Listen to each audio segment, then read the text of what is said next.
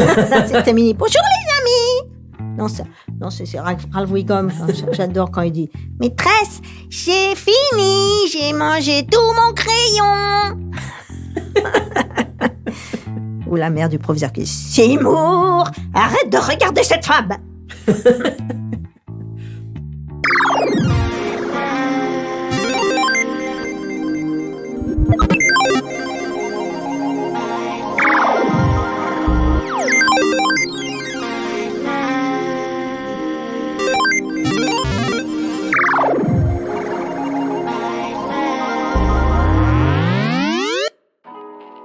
Hello les friends, c'est une femme aux multiples voix que je reçois aujourd'hui. Des feux de l'amour en passant par les Simpsons, elle fait également des livres de cuisine et de bien-être. Il s'agit de Madame Régine Tessot. Hello les copains et bienvenue dans ce nouvel épisode de Soapy and Friends. Aujourd'hui je reçois une comédienne aux multiples voix. Il s'agit de Madame Régine Tessot. Bonjour Marine, j'allais dire. Bonjour Régine. Bonjour. Comment vas-tu? Comment ça va très bien. Tu es venue ici à pied. Je t'ai fait marcher, je suis désolé. C'est pas grave quand même, je suis pas impotente à ce point. Donc Régine, tu es dans le milieu du doublage. Bon, pas que évidemment, mais on va en parler un peu depuis un petit certain temps. Oui, je pense que j'ai dû commencer dans les années 80. Oui. Voilà.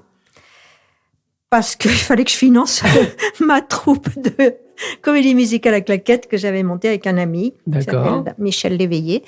Et on avait monté le Paris Claquette Show. D'accord. Il nous fallait des sous. Oui. Et comme je vivais à l'époque avec un monsieur qui faisait beaucoup de doublage, tout à coup, je me suis dit, pourquoi pas moi? Bah oui, pourquoi pas vous? Donc, il m'a emmené, il m'a présenté, j'ai fait mes débuts. D'ailleurs, j'ai été bien bisutée pour la première fois. Mais, je veux savoir, voilà. moi. Mon premier doublage, en fait, c'était deux nanas qui se savonnaient dans une douche. D'accord. Et c'est qu'après, sur le coup, j'ai pas réalisé. Après, je me suis dit, là, ils m'ont bien bisuté. Et j'étais tellement tétanisée. Heureusement, je suis tombée sur une fille hyper sympa qui a fait les deux. D'ailleurs, j'étais incapable de sortir un son. Donc, elle a fait les cris des deux, changer de voix. Ça, c'est pas vu. Et voilà, c'est comme ça que j'ai débuté. D'accord. Sous une douche. Sous une douche. Mais donc, parce que du coup, je savais pas, mais tu as fait des claquettes? Ah oui, j'ai d'abord fait une première comédie musicale au Café de la Gare. D'accord. Qui s'appelait Planton sous la suie. Planton sous la suie. Voilà. On connaît Chanton sous la pluie. Voilà. C'était un peu approximatif, mais c'était rigolo quand même. Mm-hmm.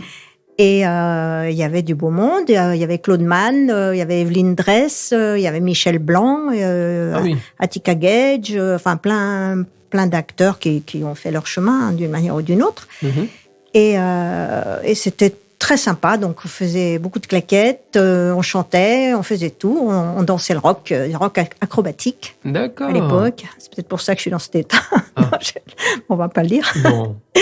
Voilà. Donc, et à partir de là, j'ai dit pourquoi pas monter sa propre troupe. Ouais. Et donc, on avait monté une troupe pour faire des spectacles c'était des sketchs. D'accord. Voilà, des sketchs. Puis au milieu des sketchs, on avait des fausses pubs. Enfin bon, c'était rigolo. En tout cas, on n'a pas gagné d'argent, mais on s'est bien amusé. Est-ce qu'on peut trouver ça? Parce que moi, ça m'intéresse. Je savais pas ça. Alors, où est-ce qu'on peut trouver ça? Moi, j'ai une vieille vidéo, mais sur cassette, donc je sais pas où ça se regarde maintenant. Le magnétoscope, ça existe. Faudrait le faire numériser. Oui. Mais magnétoscope, moi j'en ai un, mais il arrache les bandes, alors j'ose plus rien mettre dedans parce que je sors et tout se déroule. Donc je dis, je vais plus toucher à ce truc. Il paraît qu'on peut peut-être numériser. Oui, bon, on essaiera de voir, parce que moi, ça m'intéresse, là, dis donc. Mais voilà. Régine, faire des claquettes. Mais en fait, moi, j'ai commencé assez jeune à monter des troupes. Oui, c'était un peu mon truc. Déjà, quand j'étais scout, je ne rêvais que ça, faire du théâtre. Donc, mon seul truc, quand j'étais scout, c'était de monter les spectacles de fin d'année. D'accord. Donc, j'ai monté.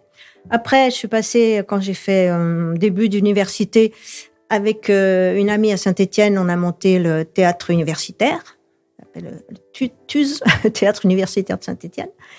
On avait monté un spectacle de comment on appelle ça, des fables du Moyen-Âge. Enfin, d'accord. Et puis, on a monté...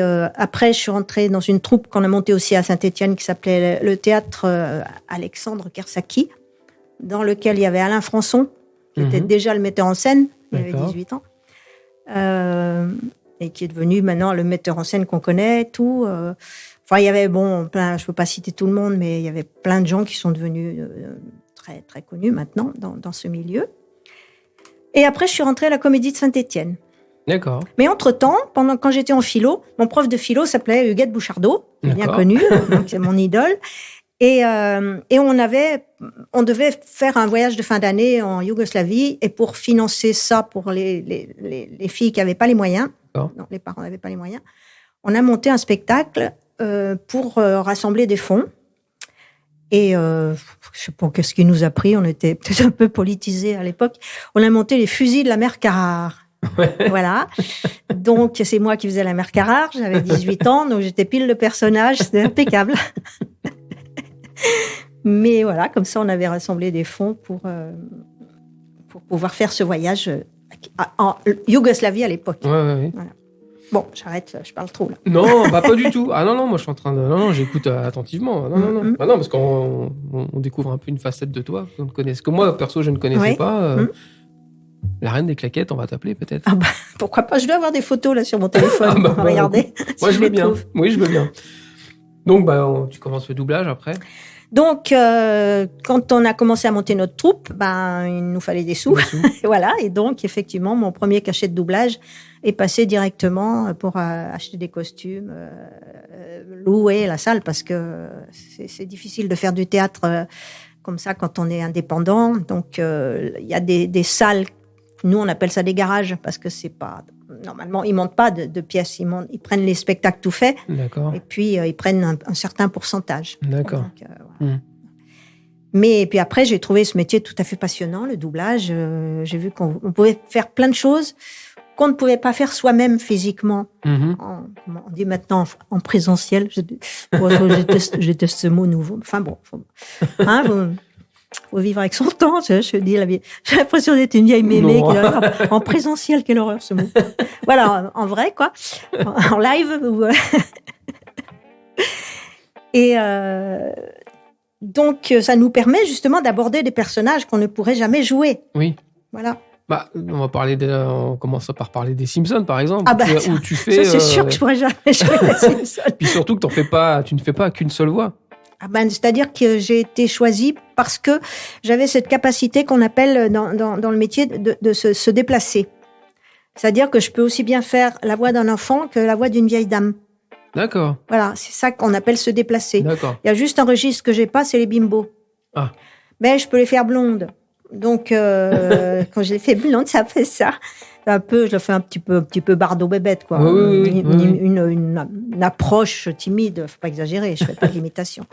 Mais j'ai pas la voix, j'ai pas de vibrato, j'ai pas la voix chaude, j'ai ce qu'on appelle une voix blanche. D'accord. Et une voix blanche, elle peut se déplacer plus que celles qui n'ont qu'un registre qui est la super bimbo. C'est un peu imitatrice en fait, puisque t'arrives je sais plus combien t'as de voix dans les Simpsons, mais comment t'arrives surtout je sais pas comment dire, à garder à chaque fois tel personnage c'est tel ton, enfin t'en fais au moins 8 ou 9, je sais plus, j'en fais plus que ça. T'en fais plus que ça. Ouais, mais c'est un métier de schizophrène. Hein. Ouais, comment t'arrives à bien tu t'emmêles pas trop les pinceaux. Au bout de 33 ans, ça va, on les tient nos personnages. Ils ont évolué dans le temps, mais ça faisait maintenant. 33 ans, mais. 33 ans, c'est quand même une gloire, quand même, c'est la série de dessins animés la plus longue de toute l'histoire des dessins animés. Et quand on a fait les essais, parce qu'évidemment on fait des essais pour être choisi surtout sur une série. Et on a vu les dessins. Ils étaient pas comme maintenant, ça s'est bien amélioré. C'était un petit peu frustre au début. Quand on a vu cette bonne femme avec ses cheveux bleus sur la tête, ce gros bonhomme bébête, on s'est dit, mon Dieu, ça marchera jamais. Comme quoi, on peut se tromper. Ouais. Et vraiment, c'est un régal à chaque fois. Oui, puis ils réussissent à se renouveler. Voilà. Et donc, c'est vrai que je passe de la voix de Ralph Wiggum à la mère du proviseur. Donc, c'est vrai que c'est carrément un grand écart vocal, on va dire. Ah bon? Et puis, il y a Nelson au milieu, qui est pas facile à faire aussi. Non, c'est vrai? Oui. Nelson, si je me chauffe pas la voix avant, si c'est lui qui démarre, je me casse la voix. Donc, faut faire gaffe quand même. Et donc, quand tout ça démarre, on te dit, tu vas en faire 1, 2, 3. Tu sais tout de suite que tu vas en faire autant, ou alors non? Non, on sait pas. On sait pas. Non, on sait pas. Et puis après, on regarde un petit peu la feuille de présence, on voit qu'on a... Et puis tu les gardes toutes, toi, toutes ces voiles, tu te les fais pas piquer, toutes ces voiles d'enfants ou de... Ah bah non. C'est toi. Bah, oui.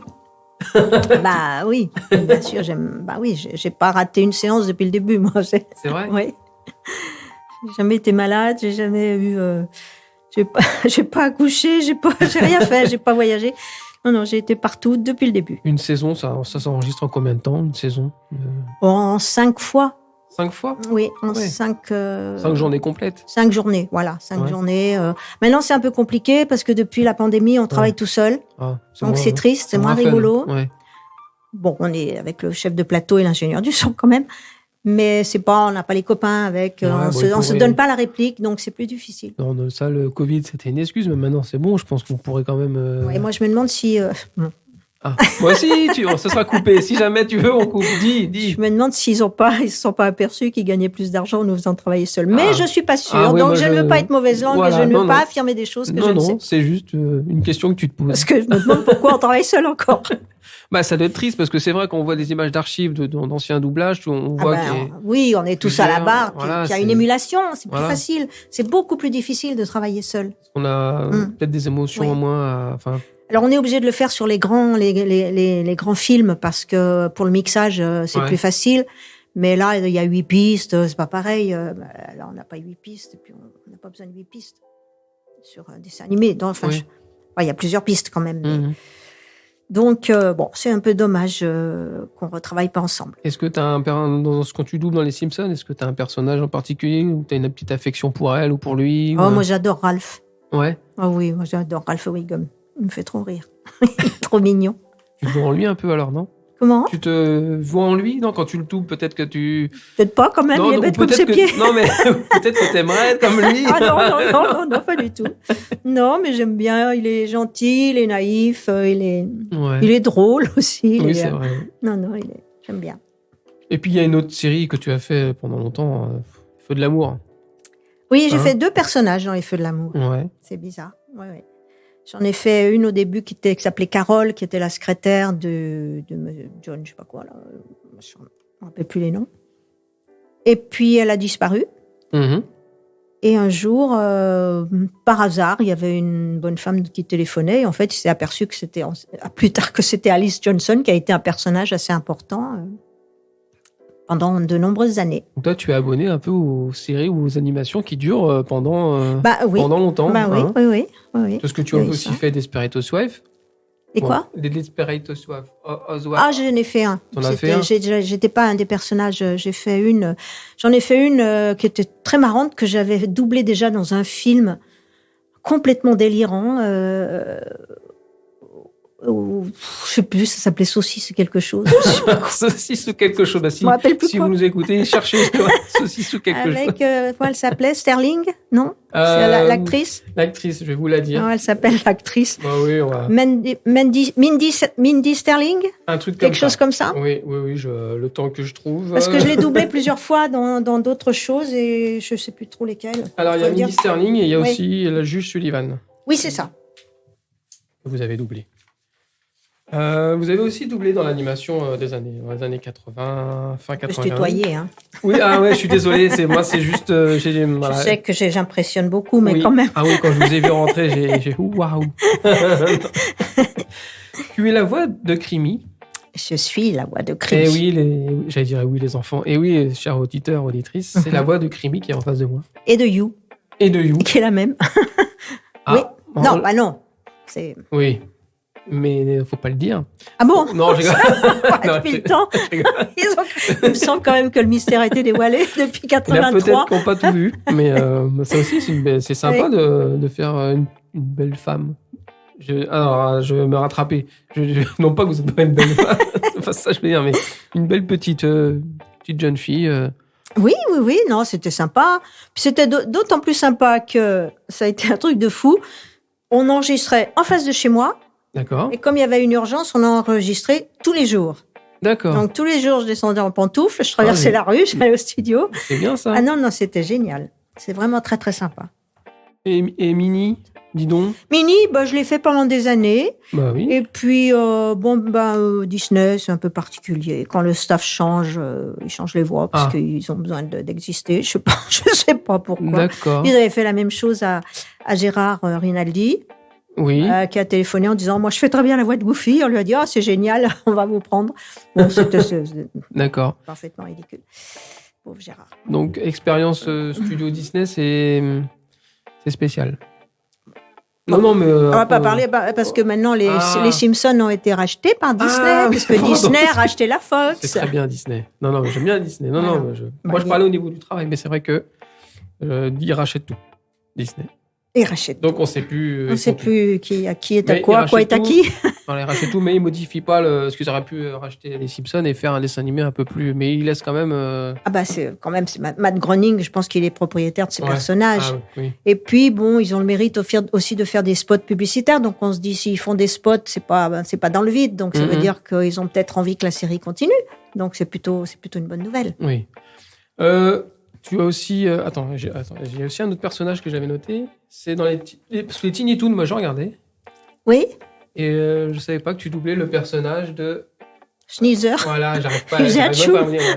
Schneider, c'est celui qui éternuait tout le temps. Oui. Ouais, c'est sympa à faire, ça, quelqu'un qui éternue tout le temps, non? Oui, c'était impeccable. Et alors, c'était des hatchoums qui duraient pendant toute la boucle. Et tu as aussi doublé beaucoup de films qui, pour moi, sont cultes. Alors, t'as peut-être pas beaucoup... J'en ai noté quelques-uns, comme Alien. Oui. Indiana Jones. Et Alien, je faisais la petite fille. Oui. Retour vers le futur 2. Gremlins 2, j'ai noté. Ouais, alors, tu fais pas forcément des personnages principaux, mais tu as quand même participé à des films qui peuvent... la petite, elle avait un vrai... dans Alien, oui. Dans Alien, elle avait un rôle. Oui. Hein. Elle était bien, d'ailleurs. Elle était vachement bien, cette petite. C'est toujours plus facile de doubler des bons acteurs que des mauvais. Ah. Et t'en as des mauvais que t'as doublés? Ça peut arriver. Je ne citerai pas de nom. D'ailleurs, je ne pas balancer. Je ne connais pas les noms. En plus, non, c'est vrai, je ne m'intéresse pas forcément aux noms des acteurs quand ils ne sont pas très, très, très connus. D'accord. Et quand c'est difficile, quand tu vois que, on ne va pas citer de nom, mais quand tu vois que tu as une actrice qui joue moyennasse, et comment tu arrives, toi, parce que moi, je trouve quand même que la VF, c'est... on essaye d'améliorer. Souvent, je pense que... De temps en temps, j'essaie d'écouter un peu la VO, la VF, et c'est vrai que la VF, il y en a... C'est vraiment... Pareil que les trois petits vieux dans les Muppets, c'était bien meilleur que la version originale. J'ai toujours entendu dire ça. J'ai pas entendu, mais c'est vrai que c'est super. Parce que je crois que c'était... il devait y avoir Gérard Hernandez. Qu'est-ce qu'il y avait dans les trois petits vieux? Il y avait pas Roger Carrel, non? Non, parce que lui, il était partout. Roger Carrel, oui. Oui. Et puis le troisième, je ne sais plus qui c'était. Enfin bon, ils se sont éclatés, c'est marrant. Oui. Non, mais donc la VF, c'est quand même quelque chose de... il paraît que la VF française est une des meilleures du monde. En tout cas... D'abord, par rapport à la technique. Pardon, je t'ai coupé, excuse-moi. Non. Par rapport à la technique qu'on a et que n'ont pas les autres. Parce que je crois qu'on est les seuls à travailler avec une bande rythmo. Ouais. Les autres, ils travaillent sur papier et sur image. Donc, forcément, c'est plus difficile, c'est moins synchrone et on rentre moins dans le personnage. Ils veulent pas vous l'apprendre. Pourquoi ils veulent pas prendre notre technique? Je sais pas. Moi, c'est des oui-dire. Hein. Maintenant, peut-être que ça se fait ailleurs. J'en sais rien. En tout cas, en écoutant les versions belges ou les versions, parce que je crois que les versions belges, c'est plus l'usine à gaz. En Belgique, ils ont quand même la bande rythmo, je pense. Ils ont la bande rythmo. Oui, puis au Canada aussi, mais bon. Au Canada, ouais. C'est ça, le doublage canadien est difficile à écouter. Oui, je suis bien d'accord. La petite maison dans la prairie en canadien. Tu aurais aimé, faire la petite maison dans la prairie? Je suis peut-être pas si vieille que ça, quand même. Non, mais tu aurais pu redoubler.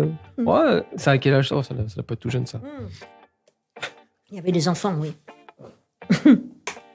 Et comment tu entretiens ton outil, justement? Ton outil de travail, ta voix, comment tu l'entretiens? Parce qu'il faut quand même... si t'as plus de voix, t'as plus de travail. Je chante beaucoup, parce que je chantais puisque j'ai fait de la comédie musicale. Ah oui, mais il y avait Claquette et j'avais pas percuté. Tu chantes et en plus tu chantais. Oui, puisque j'ai même travaillé avec le père de Manu, d'Emmanuel. Carsen. D'accord. Oui, j'ai travaillé avec son papa justement dans les spectacles de sketch qu'on faisait. Et un des sketchs, je chantais Fever. Mm-hmm.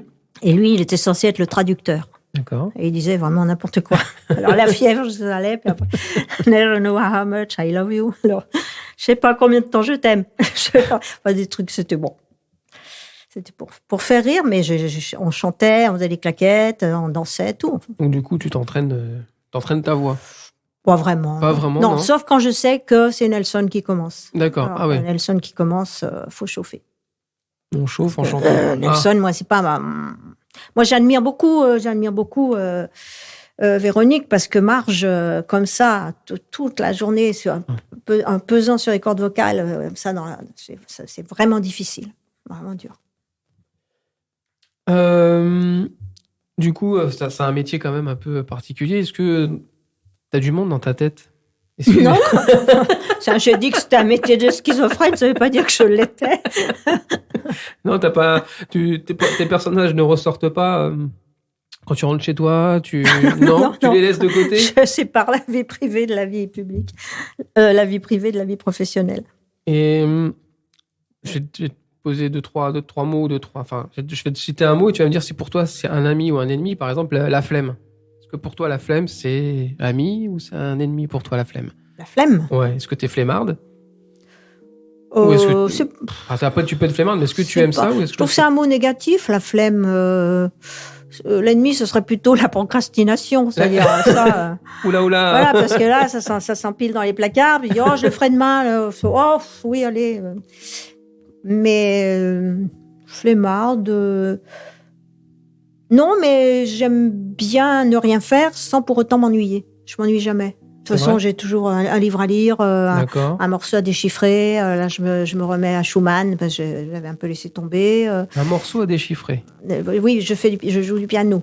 Ah, de temps en temps. Alors là, du piano, de la claquette, du chant. Mais j'ai fait pendant la pandémie, on a mis plein de choses sur Facebook. J'ai mis plein de morceaux. Donc tu joues du Schumann? Oui, j'aime beaucoup Schumann. D'accord. Bon, on en apprend, dis donc. Puis j'ai travaillé, là, maintenant je joue par cœur, j'ai travaillé l'hymne ukrainien. L'hymne ukrainien? Je joue très bien.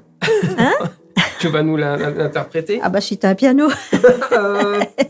On va voir avec la technique. Je m'excuse, je me suis mouché, je m'excuse. Tu fais aussi des livres, Régine. Oui, alors, comme justement ce métier nous laisse du temps, c'est pour ça que finalement la flemme, c'est pas trop mon truc. Ouais, oui. J'avais un ami médecin, je dis bien j'avais parce que malheureusement on vient de le perdre. Et qui un jour me dit, parce qu'il était marrant, il était de Toulouse, il parlait comme ça, et il me fait, j'ai une idée géniale, on va faire des livres sur les remèdes de nos grands-mères, ça va bien marcher, tu vas voir. Et puis on dit, on va faire un truc rigolo. Je dis, c'est peut-être pas rigolo, après tout, c'est peut-être bien. Ouais. Et puis effectivement, il l'a proposé à un éditeur qui a trouvé l'idée géniale, mais qui lui a une idée encore plus géniale et qui lui a dit, puisque vous êtes médecin, l'idée, ça serait de donner l'explication médicale de pourquoi ça marchait, ces trucs, pourquoi l'herbe de perlimpinpin ou le yaourt ou le machin, ça pouvait être des médicaments entre guillemets, bien sûr. Et du coup, on est parti là-dessus. Moi, j'ai pris ma carte de chercheur à la Bibliothèque nationale. J'ai fait plein de recherches sur les remèdes de grand-mère, en plus de nos propres grand-mères. Et on a sorti un premier livre qui s'appelait justement Mes remèdes de grand-mère, qui a fait un tabac. Un tabac, on a fait 150 000 exemplaires. Ce qui est, on n'a pas appelé maintenant un best-seller quand même. Oui. Parce que à l'époque, il y avait plein de scandales sur les effets secondaires de médicaments qui étaient pires que ce qui soignait. Et du coup, l'éditeur nous a dit, on va faire la même chose avec la beauté. Puis après, on a fait avec des tisanes. Et puis après, du coup, l'un dans l'autre, on en avait fait 5 ou 6. Et puis en passant, je trouvais des herbes qui disaient, cette herbe est considérée comme aphrodisiaque. Je dis, faut s'en servir. Il me dit, moi, je touche pas à ça. Je vais me faire taper dessus par le Conseil de l'Ordre. Non. Je me dis, qu'est-ce que je peux en faire? Et du coup, j'ai eu l'idée, avec mon amie Christiane Jean, qui est comédienne aussi, de faire un livre de cuisine aphrodisiaque. D'accord. Voilà. Donc, on s'est lancé dans la cuisine aphrodisiaque. Ça a été en plus, on avait des délais très courts parce que l'éditeur a dit, j'ai une idée géniale, on va le sortir pour la Saint-Valentin. Ouais. On était au mois d'octobre, donc ça nous laissait 3 mois pour tout faire, quoi. C'était un truc de fou. Et on s'est régalé, on s'est bien amusé, avec plein d'anecdotes, plein de poèmes coquins, enfin des poèmes, on a choisi des poèmes érotiques, mais qui avaient tous un terme de cuisine. D'accord. Par exemple, miche pour le pain. Voilà. C'était très sympa. Et puis après, l'éditeur a abandonné. Et donc, on l'a ressorti chez un autre éditeur sous un titre que moi j'aimais bien, que j'ai choisi parce que j'avais pas du tout aimé le premier titre qui s'appelait Haute Cuisine. Oui. Et celui-là s'appelle Amour, cuisine et volupté. Ah oui, c'est mignon. Parce que ça me rappelait, je sais pas, quand on était tout petit, il y avait les films d'un Italien qui s'appelait Vittorio De Sica. D'accord. Et qui faisait des films comme ça, avec des noms comme ça. Je sais plus les titres, mais c'était avec des vieilles actrices. Gina Lollobrigida, des trucs comme ça. Moi, j'étais toute petite et c'était resté dans ma tête. Ça, et je trouvais ça plus sympa que notre cuisine. Après, j'avais une amie turque qui m'a dit, je ferais bien un livre. Donc, on a fait un livre de cuisine turque.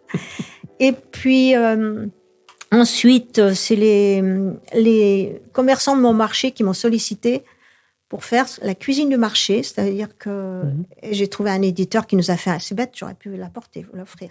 Oh. Il nous a fait un livre superbe avec des photos magnifiques. Et l'idée de faire les recettes sur les papiers d'emballage là, sur des étals de marché. Et c'était chez Solar et c'était un très beau livre. Et puis après, j'ai eu une idée de faire une cuisine en rapport avec le zodiaque. D'accord. Et donc, j'ai une amie qui est une astrologue. Les signes du zodiaque, pas le bateau. Hein? Les signes du zodiaque, pas le bateau. Oui, non. Les signes du zodiaque. Ah, ça, c'est bien, ça. Donc, j'ai une amie qui est férue d'astrologie. D'accord. Et donc, on a fait ça ensemble et c'est le dernier qui est sorti. Je crois que c'est tout. Je sais pas ce que j'ai fait d'autre. Je sais plus. C'est déjà pas mal quand même. C'est déjà bien. Oui, c'est déjà bien. J'ai la liste hein, si ça peut te rappeler. Si ça peut te... Tu vois, je suis pas un ego surdimensionné. Je suis pas tout par cœur de ma carrière. Bon, bah, vu tout ce que tu as fait, je peux comprendre. Hein. Alors, attends. On n'est pas en direct, mais je vais. Mes remèdes de grand-mère, les secrets de beauté d'autrefois, haute cuisine, bien-être, mode emploi, tisane et infusion au quotidien, remèdes de famille, remèdes de beauté, amour, cuisine et volupté, et encyclopédie des remèdes de grand-mère. Moi, j'ai que ça, j'ai pas la suite sur le Zodiaque, la cuisine du zodiaque. Ah, bah voilà. Ça s'appelle. Je l'ai pas, mais ça m'intéresserait. Tu m'as même pas ramené de cadeau. Bah non, c'est nul. Ouais, j'étais en métro. Ah, c'est vrai. Je te le commanderai et tu me l'enverras. On se croisera. Oui. Non, parce que je suis pas un cuistot, moi, mais... La cuisine au zodiaque, c'est très rigolo. Parce ça m'intéresse. Ouais, moi, je suis bélier. Alors moi, je me Gémeaux. dis, qu'est-ce que je fais comme cuisine? Ah bah, le Gémeaux, il fait de la jolie cuisine poétique. Ah. Moi, je suis bélier, donc je fais un tartare avec une salade. Mais je le fais très bien. D'accord. Et moi, le Gémeaux, il fait quoi? Parce qu'il faut que ma femme écoute, parce que vu que je cuisine pas. Attends, je sais plus, là, parce que c'est passé. Oh, tu peux dire que je fais de la bonne cuisine. Il fait de la jolie cuisine, le Gémeaux. C'est joli. Ouais, c'est un artiste. T'entends, le Gémeaux. chérie? Quand je rate une pizza, c'est joli. C'est un style. Oh, surtout si tu mets de l'ananas. De l'ananas. Il est capable, le Gémeaux. Ah, d'accord. Non, je plaisante. Non, mais c'est vrai que je n'ai pas pensé. Mais c'est pas grave. Mais de toute façon, j'en ai plus. Il faut que je les commande à l'éditeur. Donc, Ah, bon, bah voilà, au moins, tu as une excuse pour pas me l'offrir. Non, non, j'ai racheté le stock de ceux du marché. J'en ai plein chez moi. Et t'as d'autres trucs en tête? Pour le moment, non. J'ai eu un petit moment difficile. D'accord. Donc, non, le problème, c'est que mon ami vient de décéder, mon ami le médecin. Mais le 23 octobre, nous serons avec mon ami Annick Le Goff à la Biennale de Montmartre pour présenter notre livre La cuisine du Zodiaque. Donc, venez nombreux. Oui. C'est le dimanche après-midi dans un restaurant qui s'appelle la Bonne Franquette et qui est à l'angle de la rue Norvin. C'est en Montmartre. Hein, c'est à 200 mètres de la place du Tertre. D'accord. Bon, peut-être qu'on ira. Le 23, c'est loin. C'est à la fin du mois. Ah, c'est à la fin du mois. Oh, ça passe vite. J'ai vu aussi que tu avais fait un peu de doublage de jeux vidéo. Alors ça, c'est spécial, non? Le jeu vidéo? Ah, c'est très technique. Ouais. Très technique. Il y a une rythmo pour ça ou... Oh là, non, alors, en haut, tu as une bande comme ça avec des fréquences. Et théoriquement, ça dépend lesquelles, mais tu es censé rentrer la parole française dans la fréquence. D'accord. Qui t'est indiquée dans en général, c'est de l'anglais. Et comme on a toujours plus de mots en français, c'est toujours très compliqué. Et puis en dessous, tu as un côté où il y a le texte anglais avec les personnages et ce qu'ils doivent faire, ce qu'ils sont censés. Et sur la droite, tu as un texte qui se déroule en français. Donc, tu as 3 trucs à regarder en même temps. Tu sors de là, tu as les yeux qui se croisent. Et donc, il faut dire le texte qui se déroule en sachant ce que fait le personnage, s'il est énervé, s'il est gentil. Ça dépend si tu fais un elfe ou si tu fais... Parce que c'est souvent des trucs un peu fantasy. Et j'en ai fait plusieurs, mais c'est des trucs récurrents parce que ça se joue en ligne. Je crois. Parce que je n'ai jamais fait de jeux vidéo, donc je suis incapable de dire comment ça fonctionne. Puis on en avait fait un pour les Simpsons aussi. Oui. Ah, tu as participé. On avait fait le jeu des Simpsons. Et puis j'en avais fait un récemment qui était assez marrant où il fallait construire un zoo. Voilà, c'est ça, oui. Tu fais la directrice, la responsable des soigneurs. Voilà, c'est ça. C'était assez sympa à faire, ça. C'était marrant. Oui. C'est une expérience un peu aussi originale. Oui, c'est original. Oui, c'est original. J'ai aussi fait des DVD. Des DVD. D'accord. J'ai fait des CD pour les enfants, pour un petit peu éducatif. D'accord. Tu peux nous citer 2-3 noms qu'on recherche après? Non, on peut pas, je les ai pas.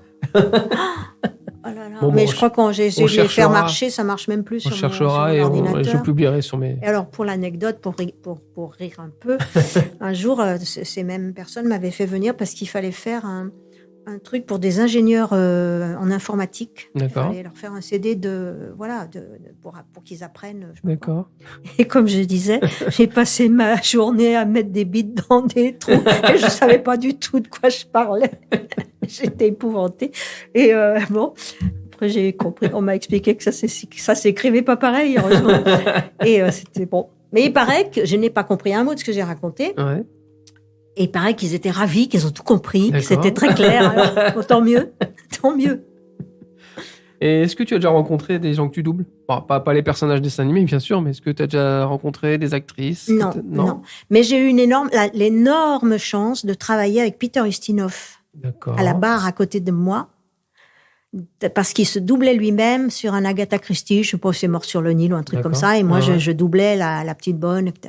Impressionnée. J'étais tétanisée, j'étais tétanisée, c'est quand même quelque chose, Peter Ustinov. Adorable. Ouais. Et est-ce qu'il y a quelqu'un que tu aurais aimé doubler, que tu n'as jamais doublé? Est-ce que tu te dis, Moi, j'aurais bien aimé faire Alice au Pays des Merveilles. Ah. Mais c'est Séverine Morisot. Bon, Séverine, si tu nous écoutes, hein. Mais tous ces gens-là qui sont des acteurs tellement... Lui, c'est une vedette internationale, tu vois. C'est comme quand j'ai tourné Les Ripoux, que je suis arrivée dans la loge. Donc, ils étaient là tous les deux. Je me suis dit, oh mon Dieu, ils m'ont reçue comme si j'étais une reine, tu vois. Puis, c'est affreux, comment il s'appelle? Les acteurs qui jouent dans le... Oui, les acteurs. Il y a Philippe Noiret. Philippe Noiret me dit... Alors, il avait lu dans le scénario, quand j'avais une scène où j'étais une mère qui poussait un landau, puis ces deux abrutis, ils faisaient pas attention au passage piéton, et ils me roulaient sur mon landau, donc je les engueulais et tout. Mais sur le scénario, il était écrit la roue s'accroche dans la voiture et la mère est... Alors j'arrive, je dis étirée sur 200 mètres. Je dis, ça va pas la tête. Hein. Je dis, il y a un cascadeur pour faire ça. Alors, puis Philippe Noiret me dit surtout, vous lâchez immédiatement ce landau, c'est pas grave. Et ce qui était rigolo, c'est que je sais pas, l'accessoiriste, il devait être un peu fatigué. Il avait trouvé comme un landau anglais. Je sais pas si tu vois ce que c'est, ces espèces d'énormes trucs avec des roues sur suspension. Ah oui. Enfin, un vieux machin des années 1900, quoi, ça ne se fait plus du tout. Donc, évidemment, première prise, il roule sur la roue, il la fausse, donc, à refaire, c'est raté. Et Claude Zidi dit, où est le deuxième landau pour la deuxième prise? Et l'autre, il fait, il y en a pas, monsieur, on en a trouvé qu'un. Alors, les mecs, pendant 10 minutes, avec un marteau, ils ont tapé sur la roue pour la redresser. Le metteur en scène, il était fou, parce que ça coûte cher, les minutes de tournage. Donc. D'accord. Enfin, bref, c'est de l'anecdote. Ah non, si, c'est croustillant. si, t'en as d'autres comme ça? C'était rigolo. Des anecdotes de tournage, tiens, justement. Bon, je sais. Ouais, une fois, quand je tournais Les gens de Mogador, donc on tournait à l'ancienne, tu vois, il y avait 2 équipes quand même, mais on tournait, c'était du film, hein, c'était pas du numérique, et donc on y était très longtemps. Et moi, ce jour-là, je ne tournais pas, et je sais pas j'étais sous le parasol, on faisait très attention, mais je me suis endormie, j'ai pas fait attention, puis le soleil a tourné. Et du coup, j'ai eu la moitié du visage. Et j'arrive le lendemain au maquillage. La fille, elle me regarde, j'ai cru qu'elle allait s'évanouir. La maquilleuse, j'avais un visage tout rouge d'un côté et tout blanc de l'autre. Je me suis fait engueuler. C'est que des trucs comme ça. Une petite question, parce qu'on en parlait un peu off, mais c'était mieux avant. Qu'est-ce qui était mieux avant pour toi? Non, moi je suis pas passéiste. T'es pas passéiste? Non. Ce qui était mieux avant, c'est qu'il y avait, si on peut dire qu'il y avait quelque chose qui était mieux avant, c'est qu'il n'y avait pas les réseaux sociaux. Oui. Je trouve que c'était censé être une jolie invention. Parce que moi, j'ai retrouvé des potes que j'avais perdus au début d'Internet, c'était. Voilà, depuis, tu vois, Facebook. Est-ce que ça serait toi, la Régine, qui était à Saint-Lary en 1912? 1912? Non, c'est mon grand-mère. Non, mais toi, c'est le genre de truc, c'était sympa. Mais ce que c'est devenu maintenant, je trouve que c'est ignoble, quoi. C'est un déversoir de haine, c'est un déversoir de. Donc moi, je me mets ça un peu de côté maintenant, parce que. Et ce qu'on pourrait dire, ce qui était mieux avant, c'est qu'il y avait la communication entre les gens qui n'existe plus à cause de ça. Les gens, tu vois, que ça dans le métro, des gens qui sont sur leur téléphone, quoi. Tu vois, il y a plus. Avant, on se parlait. Il y avait avant. Si j'étais née, voilà. Mais bon, non, il faut pas. Sûr que c'est pas la meilleure époque qu'on vit en ce moment avec ce qui se passe en Ukraine et tout ça. Alors on peut pas dire que c'est très très bien, mais non, je crois qu'il faut avancer, puis il faut rester optimiste. Voilà. Alors 2 petites questions avant de finir. Si tu avais un conseil d'amis, on se connaît pas, mais si tu avais un petit conseil d'amis à me donner, comme ça là. Par rapport au doublage. À ce que tu veux. Genre attention quand tu traverses, j'en sais rien. Un petit conseil. Moi mon idée c'est que il faut toujours garder le moral, et surtout ne jamais perdre son humour. Oui, ça c'est important. Et surtout, c'est comme ça en général, mais surtout quand t'es malade, ne jamais sombrer dans la déprime, toujours te dire ça c'est derrière toi, ça c'est derrière toi, et même quand t'as des coups durs, au lieu de te mettre au fond de ton lit avec ton oreiller sur la tête, tu te dis non, j'avance et ça c'est derrière moi et maintenant ça peut être que mieux devant. C'est comme ça.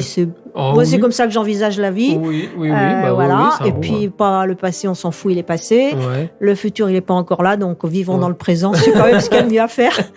Au lieu de ressasser ou de se projeter sur un truc qu'on sait. Si ça se trouve, on aura une bombe sur la gueule demain. Donc, j'espère que non. J'espère pas. Non, mais je veux dire que l'important, c'est le présent et vivons-le à fond, quoi. En tout cas, moi, je suis content que tu sois venu. Et ben, moi aussi. Et j'ai encore un petit truc à te demander. Je demande toujours à mes invités à la fin. Avec une musique suspense normalement, mais là je l'ai pas. Régine, acceptes-tu d'être mon amie? Sur Facebook? On est déjà sur Facebook. Ben oui. Ah, super. Et si on dit non, qu'est-ce qui se passe? Si on dit non, je vais voir avec mon collègue, on va s'occuper de ça. On n'avait pas prévu ça. Logiquement, ils disent tous oui. Alors, je sais pas si tu as la voix pour ou quoi au caisse, mais est-ce que tu peux dire au revoir à nos auditeurs avec une voix que tu fais, ou que j'ai fait, ou que t'as faite. Au revoir les amis. Ça c'est terminé. Bonjour les amis. Non, c'est Ralph Wiggum. J'adore quand il dit maîtresse, j'ai fini, j'ai mangé tout mon crayon. Ou la mère du professeur qui dit Seymour, arrête de regarder cette femme. Merci Régine. De rien. Ça m'a fait plaisir. Moi aussi, j'espère que tu as passé un bon moment. J'ai passé un très bon moment. Et puis je vous dis à très bientôt les amis. Et puis Régine, à très vite. Et j'espère avoir un cadeau de ta part. Écoute, faudra que tu viennes le chercher parce que c'est loin. Oui, on viendra le chercher. Je te remercie et à bientôt. Moi aussi, à bientôt.